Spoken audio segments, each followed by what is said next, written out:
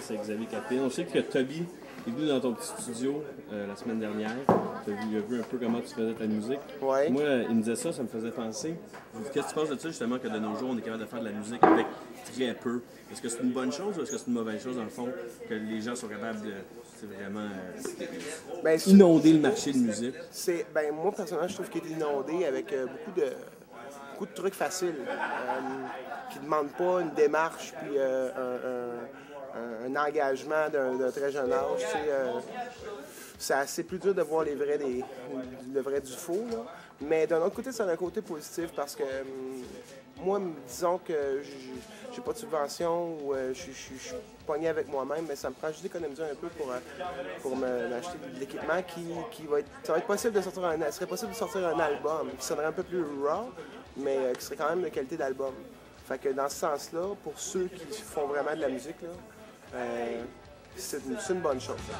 Toutes ces années à faire la fête, 30 heures, j'y rare, le soleil se lève. Je trouve que l'industrie de nos jours, c'est un petit peu une ironie, dans le sens que justement, les gens avec beaucoup peu d'argent sont capables de faire un album, mais ça reste encore une business. Est-ce que tu trouves que de nos jours, un artiste peut être un artiste pur ou se doit d'être un peu un businessman? Non, je crois pas à la pureté de l'être humain en général, dans toutes ses formes. Fait que il y aura toujours un dark side à tout, t'sais.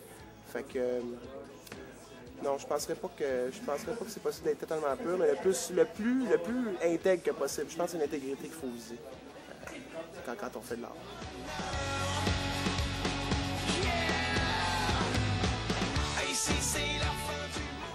Gisèle, ça fait quand même 2 ans que c'est sorti depuis 2006.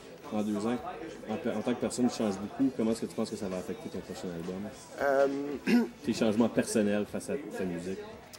Ça n'a pas trop bougé de ce côté-là. Je pense qu'on est plus dans l'évolution. Mais moi, je pense que ça a toujours été dans l'évolution. Dans la vingtaine, les changements sont plus drastiques dans ta personne et dans ta vision du monde. Tandis que là, entre 30 et 32, ça change pas énormément. Je pense qu'il y a juste plus de connaissances, plus de questions aussi, plus de questionnements. Je pousse le même questionnement juste à l'autre niveau. Mais je pense que les sujets vont se ressembler.